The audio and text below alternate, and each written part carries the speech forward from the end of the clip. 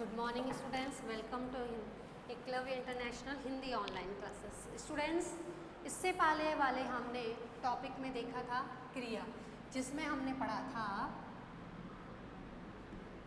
Second part में कि क्रिया में हमने पढ़ा था फर्स्ट टॉपिक कि कुछ क्रियाएं ऐसी हैं जो हमें है था जिससे पता चल जाता है कि हमारे वाक्य की पूर्ति हो रही है। सेकंड टॉपिक हमने पढ़ा था कि कुछ क्रियाएं ऐसी होती हैं जो हमें वाक्य पूर्ण होने के लिए ज़रूरी है। जैसे कि अगर हमारे उस वाक्य में कोई क्रिया नहीं है तो हमारा वो वाक्य पूर्ण नहीं होगा। जैसे मैंने एग्जाम्पल में बताया, राम है। अब क्या लिखता है, पढ़ता है, सोता है, खाता है, पीता है, नाचता है, उसकी हमने जब तक उसकी पूर्णार्थी नहीं की हमें पता नहीं चला कि राम क्या करता है। नेक्स्ट हमने पढ़ा कि कुछ क्रियाएं होती है वो स्वतः होती है। कुछ क्रियाएं क्या होती है? स्वतः होती है। जैसे कि चांद का निकलना अपने आप हो रहा है, बिजली का चमकना अपने आप हो रहा है, हवा का चलना अपने आप हो रहा है। लेकिन कुछ क्रियाएं होती वो हमें करनी पड़ती है। तो आज उससे पढ़ रहे हैं हम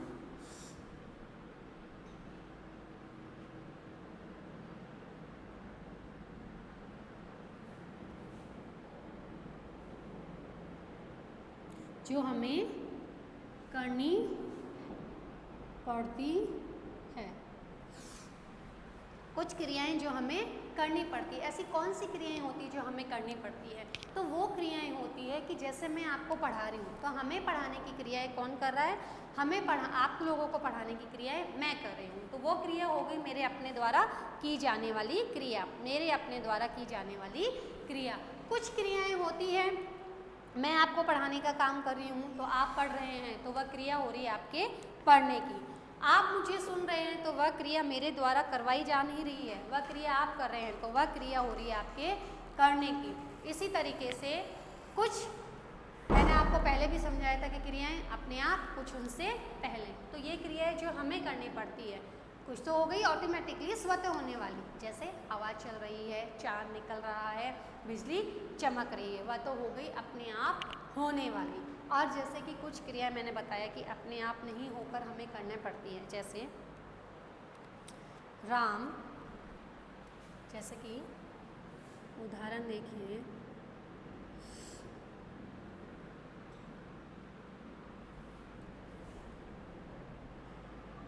राम पढ़ रहा है। यह वह क्रिया है जो स्वतः नहीं हो रही। यह क्रिया किसको करनी पड़ रही है? राम को करनी पड़ रही है। इस क्रिया को कौन कर रहा है? राम कर रहा है। तो यह क्रिया ऐसी नहीं है कि एक क्रिया अपने आप हो जाए। दूसरा उदाहरण हम देखते हैं, सीता नाच रही है। यह क्रिया ऐसी है, सीता के नाचने की, यह स्वतः नहीं होती। ये क्रिया सीता के द्वारा करी जा रही है। यह क्रिया सीता के द्वारा करी जा रही है, क्रिया स्वयं नहीं हो रही है। तो स्वतः होने वाली क्रिया न होकर यह वह क्रिया है जो हमें स्वयं को करनी पड़ती है, किसी के द्वारा की जाती है। इसी में हम नेक्स्ट देखते हैं, मोहन पत्र लिख रहा है। मोहन क्या कर रहा है? पत्र लिख रहा है।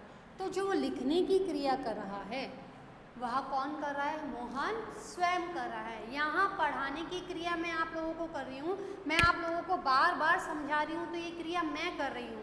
तो ये क्रिया मेरे द्वारा की जा रही है, अपने आप नहीं हो रही। अगर मैं अपने आप को रोक दूँ, पढ़ाने से मुँह बंद कर लूँ, तो क्या ये क्रिया हो सकती है? संभव नहीं है। तो मैंने आपको ध्यान से समझिए, दो चीज़ें बताइए कि एक क्रिया जो हो जाती है स्वतः, चाह कर भी आसमान में बिजली चमक रही है, मैं उसे रोक नहीं सकती, आप रोक नहीं सकते, क्योंकि वह क्रिया स्वतः घटित हो रही है, स्वतः चल रही है, अपने आप चल रही है। लेकिन राम पढ़ रहा है, अगर वो कक्षा में पढ़ रहा है तो मैं उसे खड़ा करके कह सकती हूँ, राम आप 2 मिनट के लिए साइलेंट हो जाइए, आप चुप हो जाइए। तो वो उस क्रिया को मैंने रोक दिया। तो यह वह क्रिया है जो हमें करनी पड़ती है, और कुछ क्रिया क्या होती है? अपने आप हो जाती है। तो राम पढ़ रहा है ये क्रिया, सीता नाच रही है, मोहन पत्र लिख रहा है, ये ऐसी क्रियाएं हैं जो हमें खुद को, स्वयं को करनी पड़ती है। अब आज हम इसी में आगे पढ़ेंगे कि कुछ क्रियाएं ऐसी होती है जिस पर लिंग का, वचन का, ठीक है, कारक का, इनका बहुत ही प्रभाव पड़ता है। लिंग, वचन और कारक का प्रभाव पड़ता है। ऐसी कैसी क्रियाएं होती है जिस पर लिंग का प्रभाव पड़ रहा है, कारक का प्रभाव पड़ रहा है, वचन का प्रभाव पड़ रहा है। तो हमारा नेक्स्ट आप देखिए, कुछ क्रियाएं ऐसी जिन पर लिंग, वचन, कारक का प्रभाव पड़ता है और वो लिंग, वचन, कारक के अनुसार बदल जाती है। लिंग, वचन और कारक के हिसाब से बदल जाती है। तो क्रिया का लिंग, वचन व कारक के अनुसार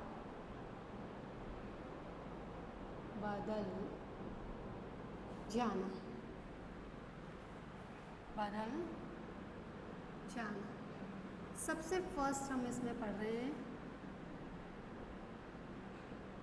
लिंग के अनुसार परिवर्तन। किसके अनुसार? लिंग के अनुसार। लिंग आपने पढ़ा है वह जिससे हमें स्त्री या पुरुष जाति का बोध होता हो। इसमें आपने पढ़ा दो तरह, स्त्रीलिंग और पुल्लिंग। जिससे पुल्लिंग जाति का बोध होता है पुल्लिंग, और जिस शब्दों से हमें स्त्री जाति का बोध होता है वो स्त्रीलिंग। अब है कि लिंग के अनुसार परिवर्तन कैसे होता है क्रिया में। तो देखिए, मैंने बोला, उदाहरण में हमने सबसे पहले देखा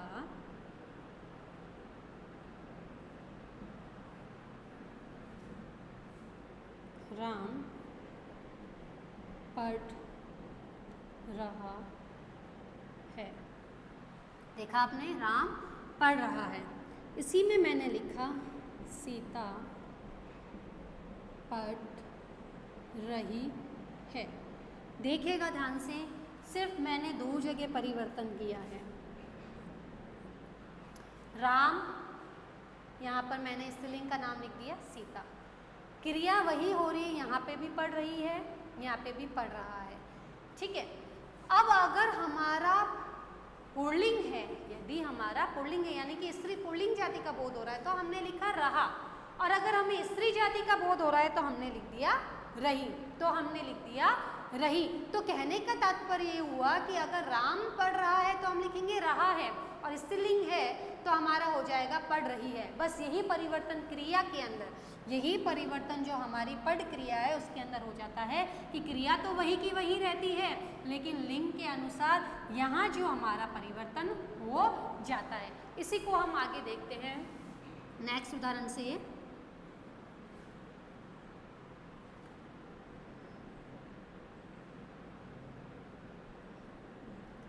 लड़का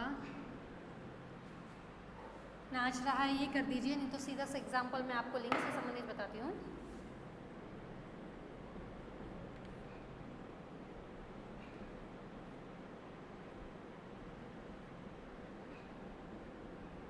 बकरा घास खा रहा है, इसी का हमने लिंग चेंज किया बकरी। ये पुल्लिंग का बोध करा रहा है बकरा, और बकरी आपका स्त्रीलिंग का बोध करा रहा है। वही घास का घास, क्रिया हमारी वही हो रही है खाने की, लेकिन यहाँ पुल्लिंग के हिसाब से हमने रहा लिखा और यहाँ हमने स्त्रीलिंग के हिसाब से रही लिखा है। ये बात आपको ध्यान रखना है कि बदलाव कहाँ हो रहा है। क्रिया के साथ में बदलाव तो हो रहा है, लेकिन किस चीज़ में बदलाव हो रहा है? बदलाव यहाँ हो रहा है कि बकरा की जगह स्त्रीलिंग का आते ही बकरी हो गया, घास का तो घास रह गया, खा का खा, लेकिन रहा है और रही है, यहाँ परिवर्तन हो गया है। तो कहने का मतलब कि यहाँ स्त्रीलिंग होगा तो पुल्लिंग होगा तो रहा है, जाता है, खाता है, और स्त्रीलिंग है तो रही है। इस तरीके के वाक्य हो जाएंगे, प्लस नाम में परिवर्तन हो जाता है। इसी में हम आगे देखते हैं, राइट डाउन इट, कि लिंग का प्रभाव तो हो गया, अब इसमें वचन का और कारक का प्रभाव कैसे पड़ता है। वचन और कारक का प्रभाव कैसे पड़ता है, तो हम अपना दूसरा लिखेंगे वचन के हिसाब से परिवर्तन या वचन के अनुसार परिवर्तन।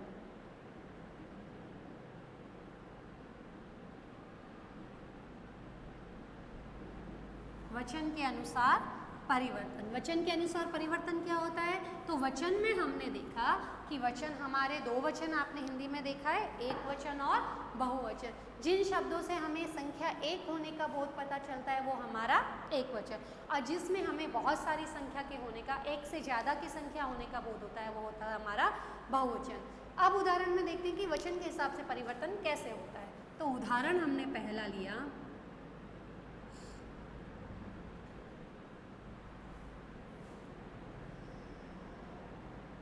लड़का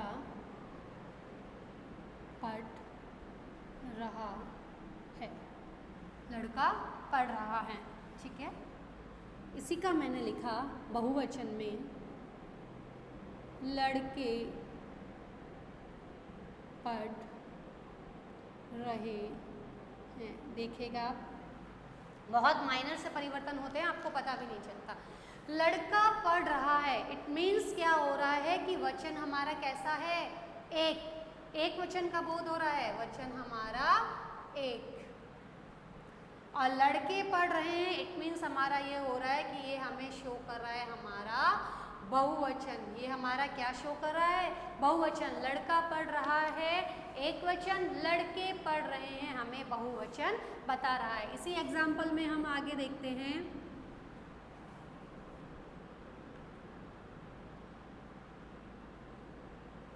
जैसे बकरी का बकरिया कर से तितली उड़ रही है। सीधा सा एग्जाम्पल मैं आपको बता रही हूँ।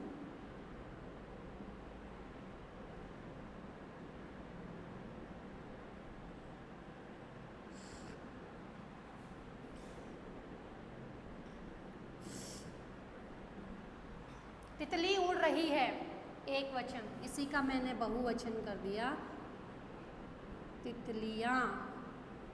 बहुवचन क्या हो गया? तितलियाँ उड़ रही है। यह हो गया हमारा बहुवचन। तो देखने की बात है कि इसमें क्रिया क्या हो गई? अरे तितली तो तितली है, क्रिया भी हमारी उड़ समान है, यहाँ पे भी रही है स्त्रीलिंग, यहाँ पे भी रही है, लेकिन परिवर्तन क्या हो गया? परिवर्तन ये हो गई कि यहाँ तितली हमारी एक वचन का बोध करा रही है और यहाँ हमारी तितली बहुवचन का बोध करवा रही है। इस हिसाब से हमारा एक वचन और बहुवचन यानी कि वचन के अनुसार भी इसमें परिवर्तन होता है। अब आता है कि हमारे कारक के अनुसार परिवर्तन। आता है कारक के अनुसार परिवर्तन।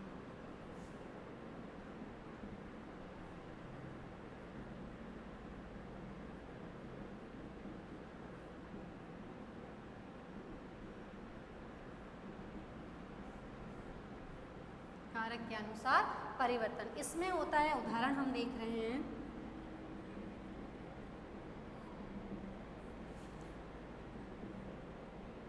मोहन ने पुस्तक पढ़ी। जब आपने कारक पढ़े तो आपने पढ़ा कारक कर्ता, कर्म, करण। तो आपने याद किया होगा कर्ता ने कर्म को करण से संपदान के लिए अपदान का जो भी सारणी है इसकी वह आपने याद की। तो हमने पढ़ा कि मोहन ने पुस्तक पढ़ी, तो इसमें कारक का कौन सा आया? कर्ता ने से हमें पता चला कि ये हमारा कारक है। मैंने इसको परिवर्तन कर दिया और बदलाव हो गया, मोहन पुस्तक पढ़ रहा है।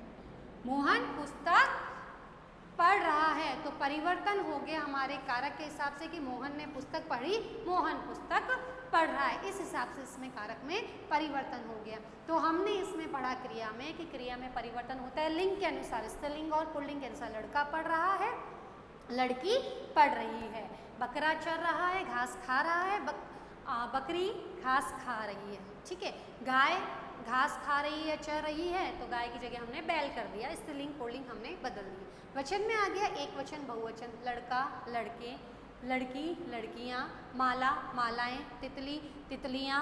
ठीक है, बहुत सारी ऐसे हो जाते हैं चेंजेस। और कारक में हमने पढ़ा मोहन ने पुस्तक पढ़ी और मोहन पुस्तक पढ़ रहा है। इस तरीके से क्रिया में हमारे परिवर्तन होते रहते हैं और इसी तरीके से हमारे ये आगे के आगे क्रिया के चैप्टर चलते रहते हैं। अब आगे देखिए कि हमें इन्हें प्रयोग जब करते समय है, आपके एग्जाम में अगर उदाहरण आ जाता है कि लड़का पढ़ रहा है, ये किस किस हिसाब से क्रिया का उदाहरण है, तो आपको सीधा सा बताना है कि लड़का और लड़की अगर दे रखा है जब, तो वो हो जाएगा हमारे लिंग के अनुसार परिवर्तन।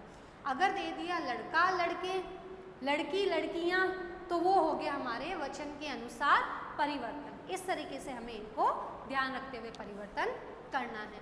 अब होते हैं कि क्रिया हो गई, क्रिया की परिभाषा हो गई, क्रिया का हमने इस तरीके से परिवर्तन कर लिया। अब है क्रिया के भेद। क्रिया के भेद कौन से होते हैं, क्या होता है, इसका हम नेक्स्ट वीडियो में आगे पढ़ेंगे। ओके, तब तक के लिए थैंक यू स्टूडेंट्स।